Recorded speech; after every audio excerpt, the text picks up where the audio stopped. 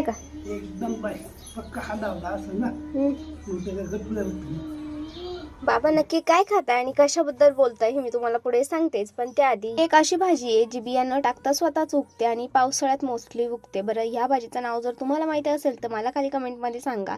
जसं देवश्री झाली ना तसं मला बेबी पावडरचं इतकं ऑब्जेक्शन आहे ना की मी तीच यूज करते आणि मला छान फील होतं ही पावडर यूज करून, किंवा हिची स्मेल खूप जास्त आवडते. आमच्या गोठ्यात आहे एक नवीन पाहुणा आला होता, म्हणजे आमची म्हैस आणली होती आणि त्याच हे दूध आहे म्हणजे खरवस आहे, ज्यामध्ये ना मस्त गुळ टाकून छान हलून हलून आटून हे असं तयार होतं आणि हे इतकं छान लागतं, म्हणजे जितकं टेस्टी ना त्यापेक्षा सुद्धा जास्त हेल्दी, कारण की हे यामध्ये खूप जास्त कॅल्शियम आणि खूप जास्त प्रोटीन असतं.